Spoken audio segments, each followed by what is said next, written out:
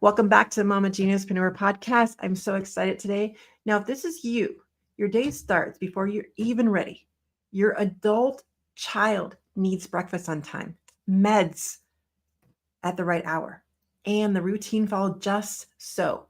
You move through the motions, loving them deeply, but it's morning and you're already tired. Later, scrolling and folding laundry, or a thought crossed your mind. What about me? What about my dreams? I keep tucking them away. Then comes the guilt, the mom guilt, right? How can I want more when my child still needs so much from me? Shara Goswick knows that exact tension. She's still momming her adult child with disabilities, and she's also building her own purpose through podcasting and storytelling. Her reminds us for moms like you, growth doesn't mean neglect. Dreaming doesn't mean selfishness. You can honor your child's needs and your own calling. If you've been asking quietly, is this a space for me? Listen to this conversation today and say yes. We'll get started right after this.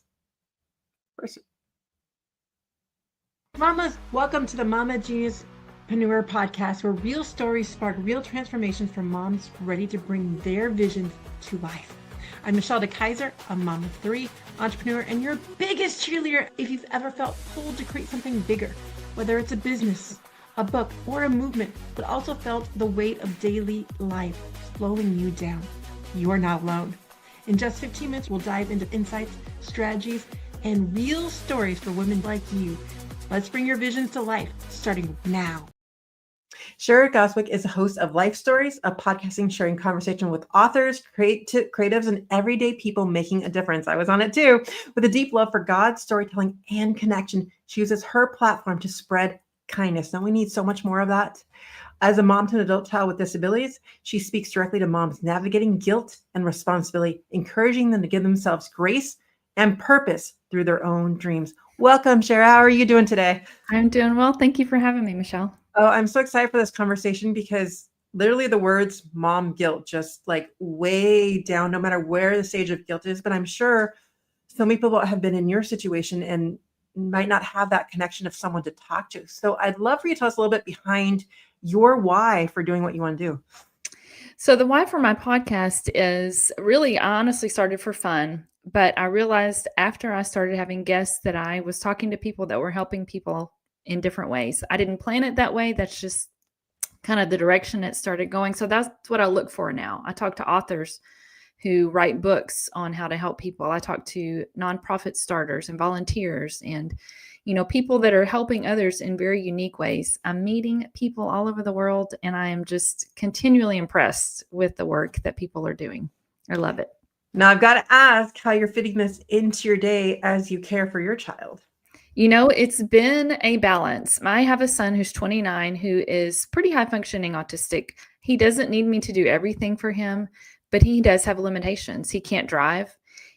He is not working, so he's home with us. He will probably live with us forever. And there are things that I do need to help him with. I feel like I'm kind of his voice a lot of times because even though he can talk fine, I understand what he needs. I understand when there's a problem. I can look at him and know, when there's a problem, when there's an issue. Not everybody can do that.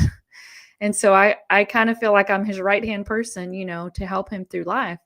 And I think in the past year, I've really had to learn balance between my responsibilities, not just with him, but with all of, my responsibilities at home and wanting to make my podcast grow and to, continue to have guests and to do the things that, would help it to flourish. It's a balance. It's something I'm still working on, still learning. And okay, so I got to tell you this story really quickly because you were asking about, I recently went on a mastermind last week to Cancun. And it was really funny because at one point someone went around the room and let us pick a rock. And there was a word on the back of that rock. And the rock I picked up actually was balance. Oh, wow. And the funny thing is, it was almost this first feeling of repulsion to it because I've literally been saying, like, when I think of balance, I think of equality. It has to be equal. And it feels like this huge weight and pressure to it. So when I got the word, I was like, why did I get this word? What lesson do I need? And it was almost like to release the pressure part of balance, but to like bring in a new definition. So I'd love to know your definition of the word balance. Well, for me, when I talk about balance between my podcast and my family, for me, it's time. There's only so many hours in the day, and there are times when I wish I could just stop time right now so I can get caught Oh, up stop. everywhere. I can't do that though. And so for me, that's what I'm learning, is to how to balance my time with needing to sit at my computer all day to get things done, but also needing, to cook for my family and to make sure my husband has clean clothes for work and to, do all the things that I have to do being a stay-at-home mom. So that's how I am learning to balance is my time. I love that. So like kind of putting that definition of balance with time. And so as we're talking about this, I want each of you who are listening to this to actually think about what does that mean to you? Because it doesn't have to be the same as it is for Shara. Because for me, Right. I mean, when I'm thinking about balance as well, I'm also thinking about time, but for me, it almost is like a rhythm and how do I want to feel and flow through it through the day. And so like I don't know why I had such negative connotations with the word balance, which is Yeah. probably why I got the word, is to release, right? To Yeah. surrender and to release the things. And sometimes that's why these things are put back into our place. So Sure. I want those of you listening to really think about that as well. So I'd really love to dive into the strategies though and the things that you use to really for you with an adult child to really bring in that balance. What are some strategies and tips you might have for moms out there listening who might be in the same situation? For one thing, you've got to look at, what are you feeling guilty about? Recently, I went to a podcast convention, and it was the first time I had ever been to a convention by myself for something for business. It was awesome. It was so wonderful, and I'm so glad that I did it. But I was feeling major mom guilt of leaving. My son he can feed himself. He can pretty much take care of himself if someone's there to check on him and make sure he is safe. But he can't drive, he doesn't work, and if I don't get him out of the house, he doesn't get out of the house.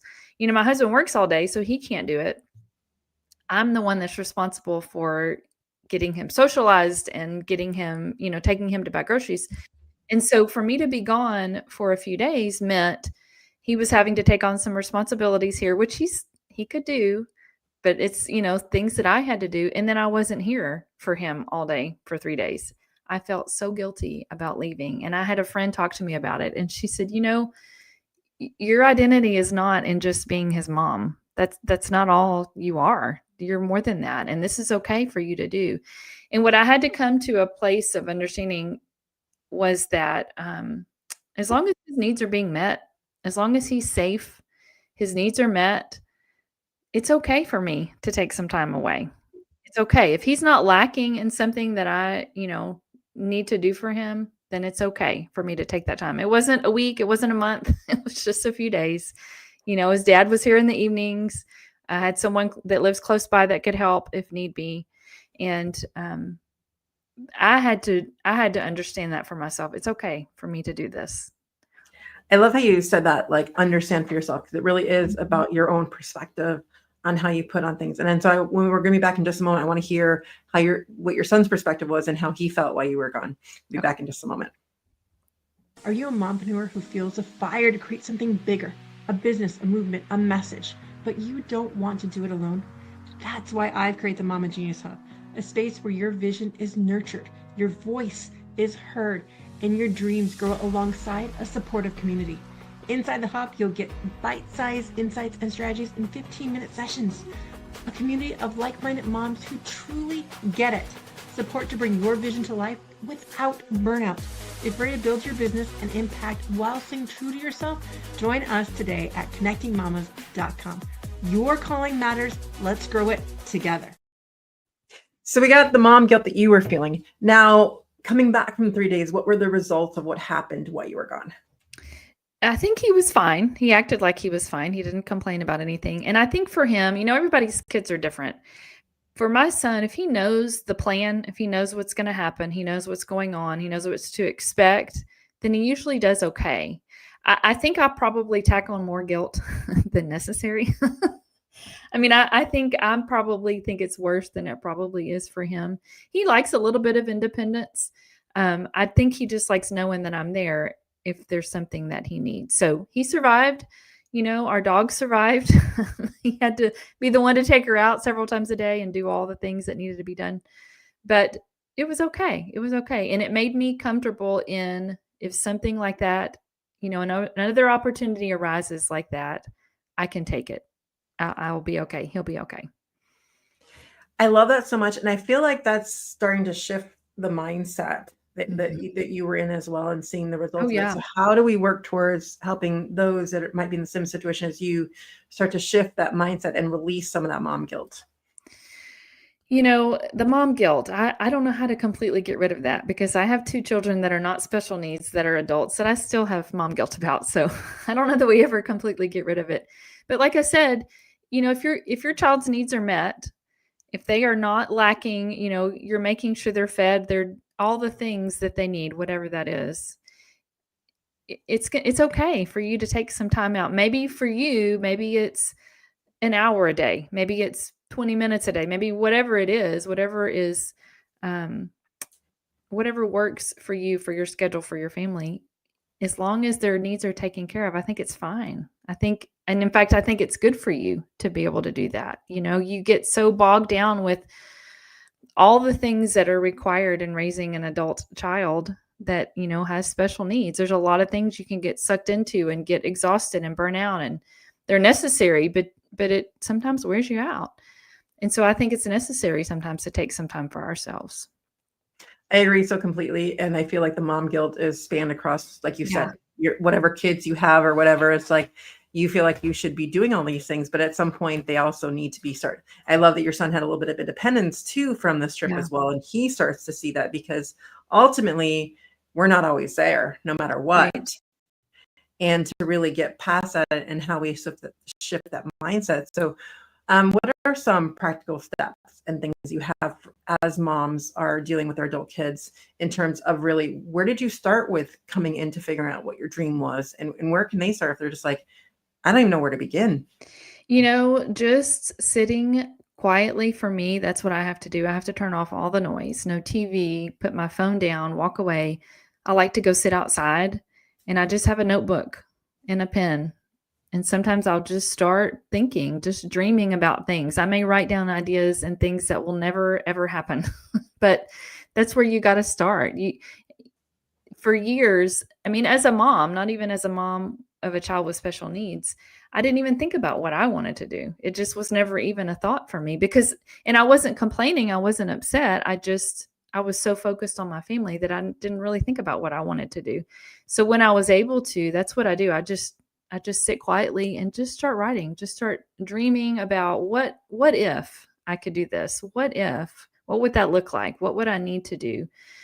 And, it starts there. It starts with those ideas. And then, you have to kind of figure out what's going to work, what's feasible, what is not feasible at all, just a dream. But it's okay to do that. It's okay to dream. Well, even when you said the word, I love how the word dream comes off of your tongue, because it's just like you feel that magicalness of the word. Mhm. And sometimes we just lose that as moms, that like you said, you get lost in doing for everyone else. You don't even think about it. So it's like, this is just a reminder to take a few moments, even if it's just 5 minutes, to really just sit Right. with your thoughts. And for me, I mean, it's always about weeding out the noise, because Mhm. you have so much coming at us at all times. It's really trying to learn to listen to your own gut and Yeah. what really drives you forward. Like, I was just, this is one decision that I made of starting something I already said no to. Like, I listened to my gut and I said no, and then I did it anyways, 'cause I got into that peer pressure mode, right? And I'm still kicking myself for it, because I'm like, my gut said no, and I Right. held my ground, and then I caved. And so, it's again, it's another lesson. Like it's getting closer to the point where I'm starting to trust myself more. And I Yeah. think when it comes to with moms, us as moms, is really starting to listen to weeding out that noise. What's your thought Right. on that? Oh, definitely. There is so much noise, and I try to keep the TV off during the day. My son and I, we have this little routine at lunch we've done for years. Well, we'll eat lunch together, and we do a crossword puzzle on my iPad. He used to let me sit with him, and we would actually do it together. And now he does some of it and then just hands it to me. So it's not quite the same thing anymore. But that's just kind of our routine. And so, unless we're eating lunch or, dinner or whatever, the TV just stays off, because there's just so many voices and so much noise. And it's hard to think about anything with that. I'm really bad about having my phone in my hand all the time, and it's so easy to scroll and look and read and listen to videos, and I have to put my phone down and walk away, or I'm not going to do anything productive. So that's what I do. That's what I have to do. Unfortunately, we're running out of time. So tell everyone how they can know more about your podcast, know a little bit more about where to find you. And if you have a You gift for the audience. you can find everything about me on lifestoriespodcast.com. I have all my links to everywhere you can listen. I always have my latest episode and a little description on the website. You can play it right there. And that's where you can find everything about me. And we're going to put you backstage for just a moment. I give some takeaways and bring you back for the final takeaway.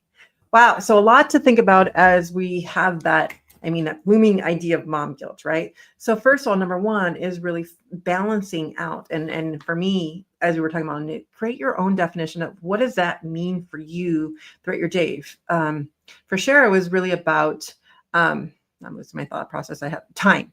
So really putting the time together and really trying to figure out where it should go. And so that's one way to look at it. Number two is feeling about how you feel about that mom guilt, right? It's not just your identity, but we take that on sometimes as it being our identity, that we are only a mom, but that's not the case. And this is why we're here today, having this conversation to remind us that that is not the case. So really to figure out that it's okay to take time to do things for yourself. And number three really was when she was saying like her son really understood because he knew what the plan was. So sometimes it's just letting our kids, making sure that they know what the plan is. So then you're able to take that time and that makes them self-sufficient a little bit too. And then number four is really thinking about the idea that if your child's basic needs are met, it's okay to take steps to do things for yourself, to get that permission slip, to be able to do the things that you want to do, to be able to dream bigger, right? And so how do we dream bigger? That's step number 5, where she was just saying, how do we weed out the noise? Sitting quietly in some space way. She likes to sit in nature.